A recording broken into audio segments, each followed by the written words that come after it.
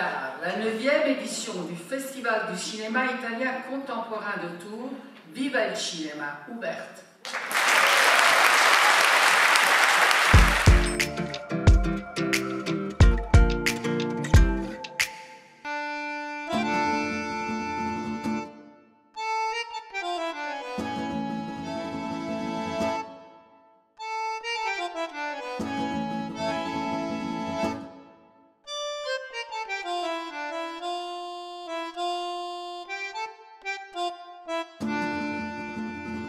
Le succès d'un tel événement tient à sa capacité à unir nos moyens autant qu'à réunir les publics, qui est nombreux ce soir, et je m'en félicite.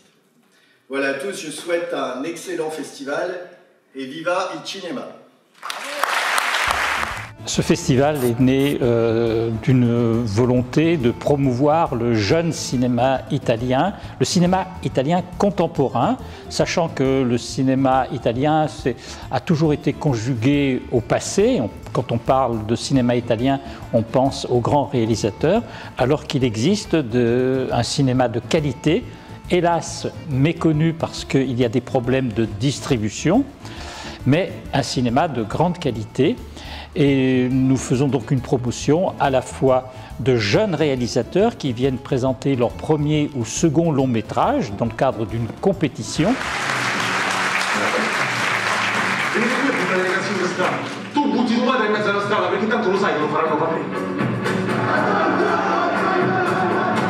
Avevo promesso che se mi mettevano contro la famiglia me ne se ne andavano a cedere. Le cose cambiano, è naturale. E allora sono cambiate male. Et puis aussi en rendant hommage à des réalisateurs plus confirmés qui ont une résonance, disons, internationale. Et cette année, par exemple, nous avons deux grands réalisateurs que nous mettons à l'honneur, Cristina Comencini et Gianni Amelio. Moi, je devais venir à Tours pour Viva il Cinema déjà il y a un an, mais après on est resté à nouveau bloqué. Mon avis, c'est que ça naît d'une passion de Louis d'Orazio autour du cinéma italien, mais la chose qui est, à mon avis, très intéressante, c'est que c'est l'œil pointé sur les nouvelles générations. C'est-à-dire que c'est un cinéma qui veut raconter l'Italie et le cinéma d'aujourd'hui. Et ça, c'est très rare.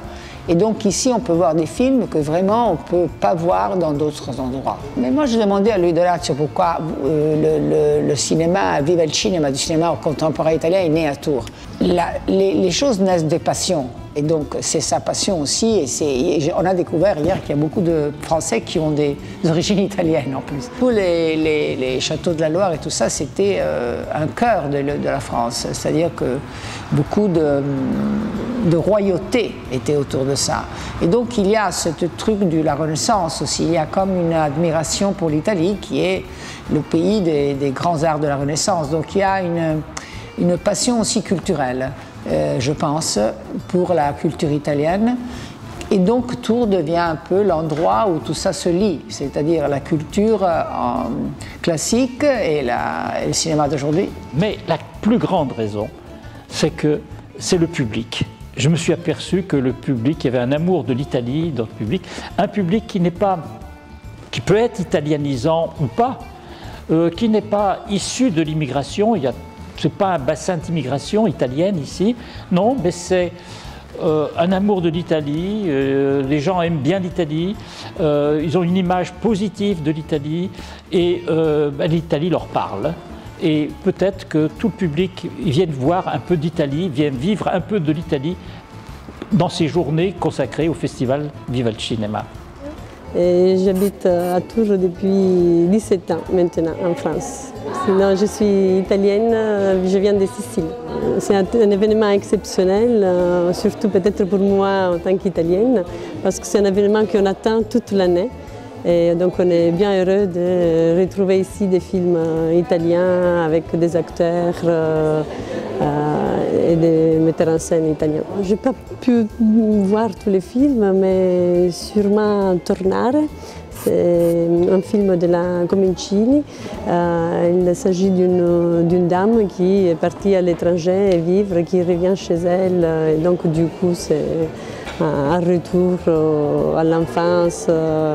Ce n'est pas toujours évident et c'est peut-être quelque chose que j'ai appris pour ma vie, ma même vie. Le film est Tornare, ça s'appelle, revenir, avec surtout Giovanna Mezzogiorno et puis elle-même quand elle était très jeune et enfant.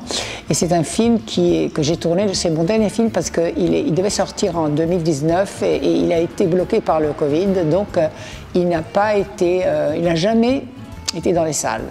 Bon, c'est ma première expérience et on l'a mis sur les plateformes. Donc le fait qu'il soit à Viva il Cinema, c'est une occasion pour le voir sur le grand écran. C'est une histoire que moi j'ai un peu appelée un thriller de l'âme, c'est-à-dire que c'est une femme qui revient. Elle était aux États-Unis parce que son père est américain, à Naples, et elle revient pour la mort de son père dans cette villa sur la mer qui est assez incroyable. Et là, elle fait les comptes avec sa vie. Elle reste seule. Elle fait les comptes d'une façon assez cinématographiquement intéressante parce que au lieu de faire les comptes dans le sens qu'elle va en arrière, c'est-à-dire qu'elle a des mémoires et tout ça, c'est le passé qui revient habiter la maison avec elle. Donc elle commence à parler avec elle-même à 18 ans et puis même avec elle enfant, avec la rencontre d'un homme qui est qu'elle pense ne pas connaître, au contraire qui sait tout d'elle. Donc c'est un peu un thriller aussi. Ce qui m'a intéressé dans ce festival, c'est vraiment le côté de voir des films qu'on ne verrait pas forcément en salle. Et c'est ça qui est vachement intéressant, c'est de voir des films qu'on n'a pas forcément vus, qui permettent du coup de les découvrir. Et de découvrir aussi un cinéma assez jeune, du cinéma italien, où c'est des réalisateurs qui font les premiers films, voire leur deuxième. Et c'est ça qui m'a vachement attiré dans le festival. Alors il y a deux films qui m'ont marqué, Piccolo Corpo et L'Agnello. Piccolo Corpo parce que ça interprète le corps d'une femme et c'est un beau message que j'aimerais transmettre à tous les jeunes. Et L'Agnello parce que ça parle du cancer sans vraiment mettre le sujet en premier plan.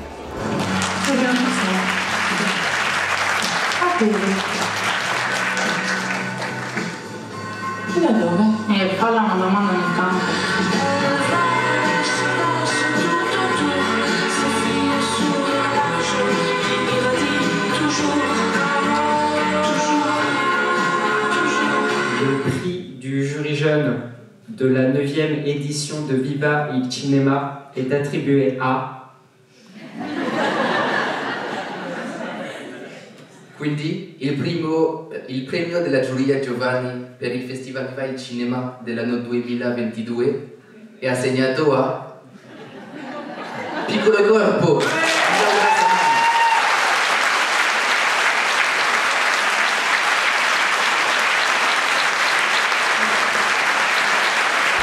Ça a été un peu l'édition des retrouvailles. Après, comme je vous l'ai dit, une année en ligne, ça a permis de retrouver le public, mais ça a été des retrouvailles pour le public, mais aussi pour les réalisateurs qui se sont retrouvés dans des salles devant un public à présenter leurs films. Donc c'était souvent des grands moments.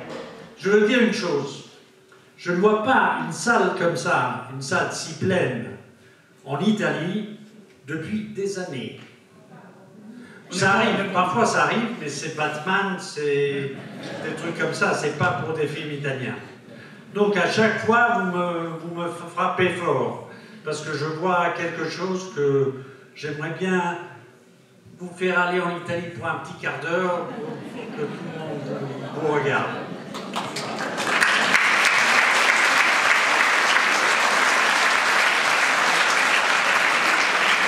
Il y a une comédienne qui nous a frappé tellement et qui a fait en sorte que le film qu'elle interprète, qui est un film avec une mise en scène extraordinaire, nous a fait dire c'est ça, c'est celui-ci, le film qui va gagner. Alors je suis ambigu, là il y en a deux. Il y en a deux. Ben, l'un a déjà reçu un prix, maintenant c'est le moment de l'autre. L'Agnello.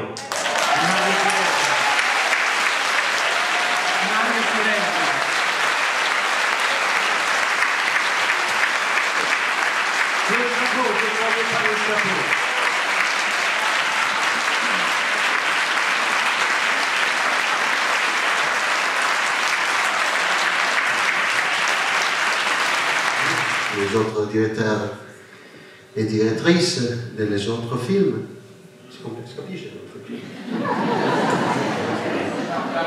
Et... Tant qu'ils ne se lèvent pas, ils s'en vont.